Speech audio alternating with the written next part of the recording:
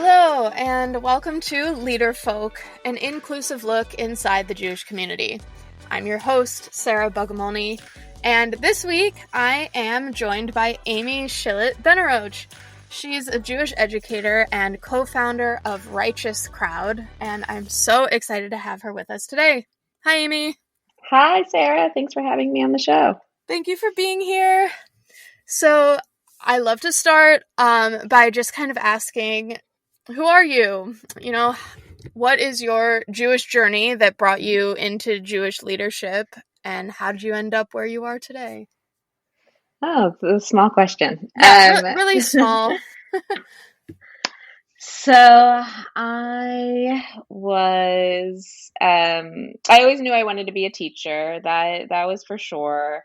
After college, I went to Israel and got my master's in ESL and taught English as a second language, for 2 years in Tel Aviv and Jaffa.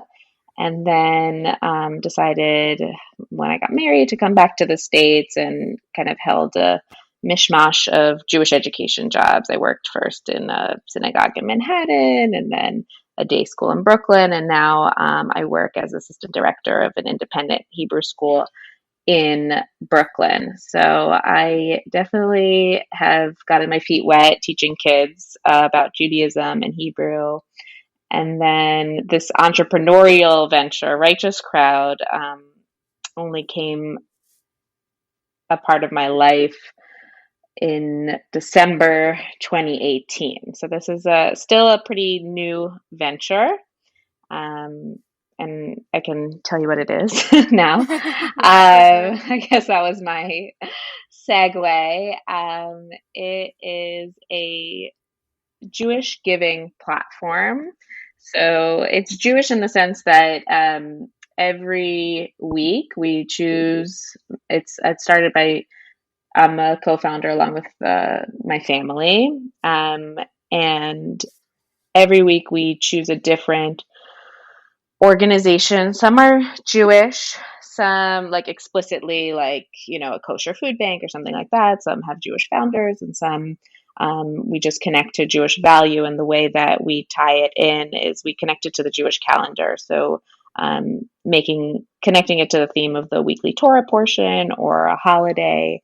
That's how Righteous Crowd operates. And so each week we pool our members' donations. We think of it as like a big giving circle. We have over 250 members, and that week we donate to we research the organizations. All of our organizations are pretty small. They have under a $5 million budget, with the idea of being like, we want to tell you about our members, about organizations that you've never heard of. Because that's like the point. You're supposed to discover different organizations that you like. And if you want to give more, most of our donors give $1 a day. So it's $30 a month. And if they're interested in an organization, they can make their own relationship with an organization. That's so interesting. I imagine that starting, this kind of entrepreneurial venture as like a touch point for dispersing more donations is maybe, do you think it's more complicated or more simple than starting an org that does kind of like its own programming or its own work? Like you guys have formed a whole platform. Yeah, I mean, it's definitely complicated, like in between choosing organizations. But I've never felt like a calling in terms of starting my own nonprofit. I've been in awe of like my friends who started their own profits like that. I've felt a calling as a Jewish educator. I love the values that I was teaching these kids. And then my like journey into Righteous Crowd was kind of like not on purpose. Like this is totally a volunteer run venture that I do with my family. It's never been a job of mine. I've either been a stay-at-home mom in doing this or have gone back to work. But what really happened was My brother had the idea. He was inspired by a website that I think it definitely doesn't exist anymore. It was called Dollar a Day, which is it's the same idea as Righteous Crowd. And about like 5 years ago, he emailed my family being like, "Is anyone doing like giving platforms in the Jewish community?" And he's very entrepreneurial. He started his own companies and things like that. And it was never on in any of our ideas to start it, start our own. It was just like an interesting spark of, oh, like this is cool and philanthropical. And then I don't know what it was, like the lack of sleep, or when I had my daughter October 2017, and I didn't go back to work right away. Um, and I was just feeling like I wanted to do something with like this extra time I had on my hands while she was snapping. Um, and I don't know, I didn't feel ready to go back to work full time. And this whole, I mean, 5 years ago, my brother had already bought like righteouscrowd.org, the domain name. So it clearly wasn't like just, oh, what's this? We had given it a little bit more thought, and then I guess it was like 2 years ago when it picked back up, because yeah, I was just like looking for like a bigger purpose of like what do I do with all this Jewish education background and these values that my family has in philanthropy. Can we do something new and different and get people excited about giving?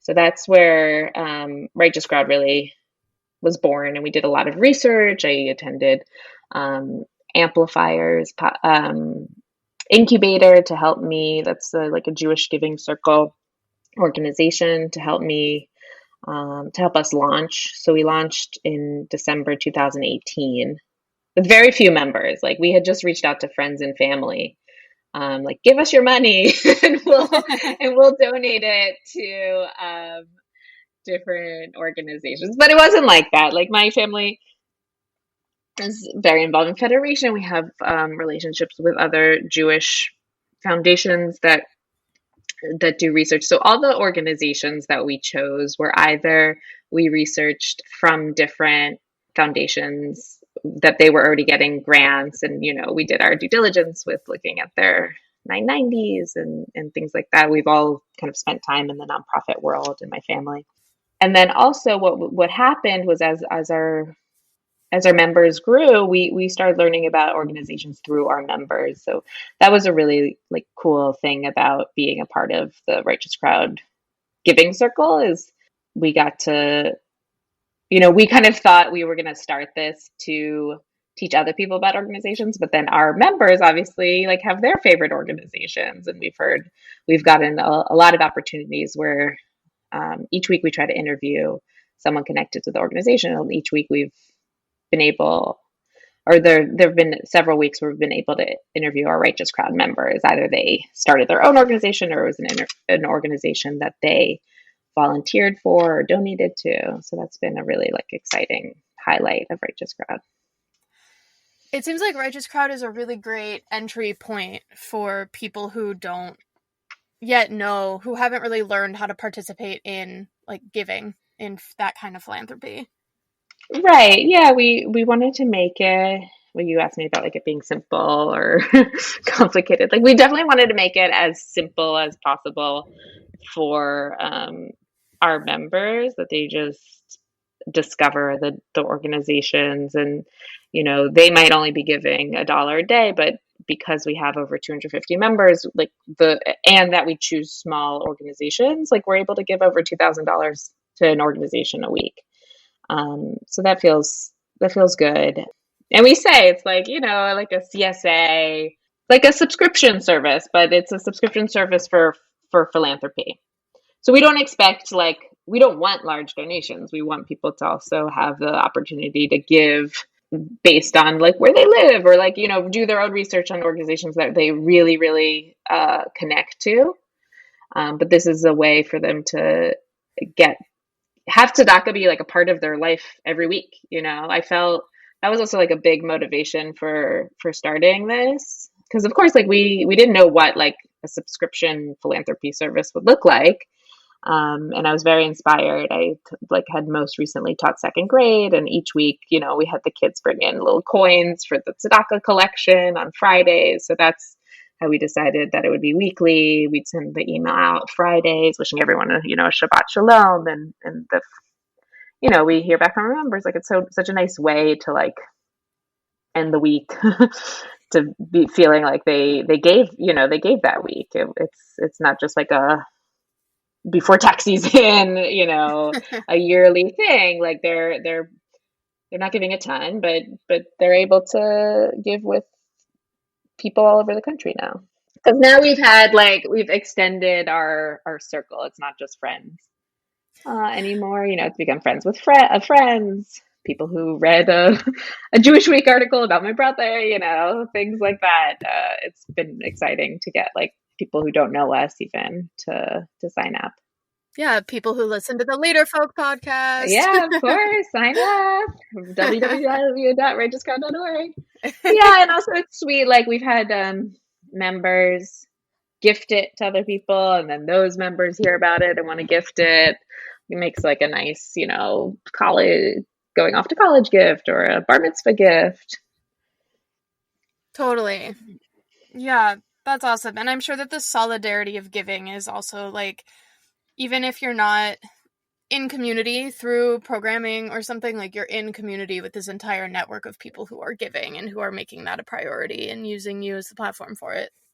Mm-hmm. Yeah, that definitely has been nice. And when COVID happened, we didn't know what was going to happen with us, because we thought we would lose a lot of members, people losing jobs. But I actually think we've gotten like more members, because we've definitely focused our efforts on now organizations who are doing COVID relief work. So, and the nature of our platform already being online, like we didn't have to. It definitely did a major shift in terms of like organizations we chose. Like sometimes they're not as neatly tied into the Jewish calendar. It was more urgent needs at that moment, like whether it was medical supplies or food or home repairs and things like that. We've featured a lot of amazing organizations in the past few months doing really important work. That's amazing. Yeah. I'd love to switch gears a little bit and hear some more about your work as a Jewish educator. So you said it kind of started with teaching English, and it sounds like it's transitioned now more to teaching Hebrew and teaching, Hebrew school in New York. Is that right? Yeah, I first started working as a full-time educator at a big synagogue in Manhattan. Kind of got my feet wet in Jewish education, and I love the aspect of it being a lot of times like what like the kids needed. You were able to really like get into tapping into bigger discussions about their values and social and what they're dealing with social emotionally. Like I feel like sometimes Hebrew school gets a bad rap, but I do really love what I do, and now I work more on the curriculum planning side at an independent Hebrew school in Brooklyn. I also was working also at a day school. I don't know.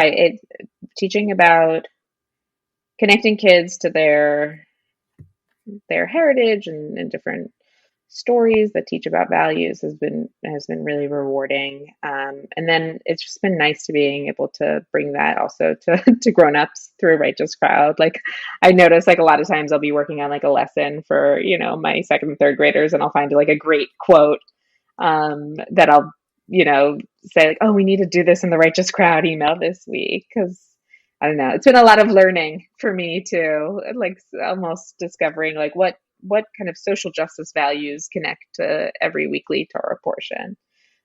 So in that sense, like it's been a nice complement to my life my professional life as a Jewish educator. I've been so surprised since we started doing this podcast how many Jewish professionals that I've talked to have come through Jewish education, like being Jewish educators themselves and then moving on to other sorts of communal leadership. Like it's anybody that I've talked to almost has had some brush with Jewish education. I mean, it makes sense. It's like, I feel like the entryway. Yeah, it does to make sense. It's such a great like grounding for then, the knowledge to go forth and like lead with a legitimate background in what you're trying to lead in. Right, yeah, exactly. And I'm working now on a whole tzedakah unit in the fall, so it's kind of like nice to have like my worlds colliding. Totally. What age group are you working with right now? So I'm the assistant director of a Hebrew school, so from pre-K to teens is what I plan for, but I am also teaching. I'm in the classroom with like second to fifth graders. Nice. Awesome. Hmm. And did you come up through, a Hebrew school yourself? What was that experience like for you versus how it is to now be shaping it and offering it to the next generation? I did start in Hebrew school. I went to day school starting around fourth grade, so I don't have like a huge experience with Hebrew school. And when I went, it was like 3 days a week in a conservative synagogue, so it was very different. But yeah, I definitely have a very strong, I went to Jewish camp and Jewish day school and these Israel programs. So I've always felt like confident in my Jewish, knowledge and upbringing, which has definitely helped me in where I ended up in life. So outside of Righteous Crowd and outside of, the hat that you wear as Jewish educator, what else is feeding you right now? Like, what else is giving you inspiration or excitement or fulfillment? Well, I am having a baby next month. Oh my gosh! So that's been a kind of a crazy time to be very, very pregnant, Oh my but gosh. Well, it's mazel a tov. thank you. Yeah, so that's definitely been like a good distraction, getting ready for the baby, and my daughter's almost 3, so getting like us all excited to transition to have a newborn at home. So that's been good, and obviously with like working from home, we're spending a lot more family time together. So I'm trying to, look at the bright side of all of these things. Yeah, absolutely. Oh my gosh. I can't imagine trying to work and be pregnant and have a small child. I'm very impressed. Yeah, but and in that sense, it's been nice because for a while I've been the person working so much with Righteous Crowd, but since everything going on and having less childcare and just being so tired and pregnant, my brother and mom have been like really stepping up and helping out with the weekly emails. It's gotten easier to do Righteous Crowd since we're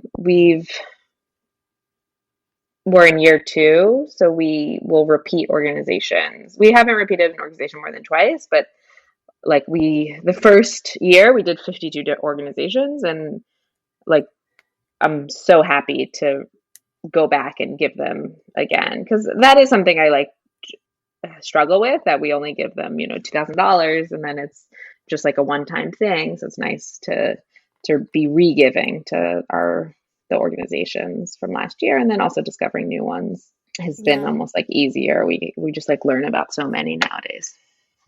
Yeah, yeah. What is it like to be working with your family? Like, did that teach you new things about them? Was it kind of like a natural process? How'd that go? No, it's really been been great because we all have our different strengths. Like my brother, like this would definitely have not started without my brother and how um, he just get things like off the ground. We can talk about it all day, but he was the one going on, Fiverr and hiring a logo brand designer, or, signing up for a Squarespace login and kind of making it that it's real. And then my mom is just like the biggest, like she has the biggest like Jewish network in the whole world. So in terms of like getting the word out and telling all her friends, and she's amazing in terms of our publicity manager. I don't know what else to call her. And now also just like stepping up so much with I've had to teach her like a million times how to use Squarespace so I can be with my daughter when she doesn't have some childcare. But she's just been like really really stepping it up, which has been amazing. Yeah, it's nice to have this project that's really connected us in terms of also like making our family be much more open about our values and tzedakah. Like I've definitely had conversations, especially now with my family, about like, okay, like this organization is great, but do we really need to be giving it to it right now? When more organizations are in need. Trying to think about organizations that obviously like that our members would be happy to give to and that are in the most need. So those types of conversations have, more serious conversations about, because we obviously feel a lot of responsibility about where are we giving the money to. I think like that's it's not just our money. It's everyone who's a member. right. It's a responsibility. I think that gauntlet of kind of like reevaluating our values has been so intense for so many people over the past few months. And it's really interesting to hear about how it plays out when you are kind of responsible for shaping other people's giving as well. I think that's a really exciting opportunity. Yeah, we just had to have in the past couple months with Righteous Girl, we just have to have a little bit of harder conversations about where we're giving based on what's happening in the world, not just what's happening in the Jewish calendar. So that's been a new challenge for us. Yeah, that's so amazing. I think it's such a great thing. I think conceptualizing it as $1 a day is such a beautiful way to think about it. It makes it so accessible. I think that you're just making tzedakah and the gift of giving accessible and fun and interesting and varied so that it remains fresh and exciting and you feel like you can make impact in lots and lots of different ways. So thank you. Kudos. Mazel tov on the upcoming baby. Thank you. And thank you so much for joining us today. I appreciate you having me on. Liederfolk is all about elevating voices and starting conversations. So now we'd love to hear from you. Email us at podcast@tcjewfolk.com to share your thoughts, your ideas, or to nominate future guests. Liederfolk is a project of Jewfolk Inc. and the Jewfolk Podcast Network. For more information, visit tcjewfolk.com/podcast.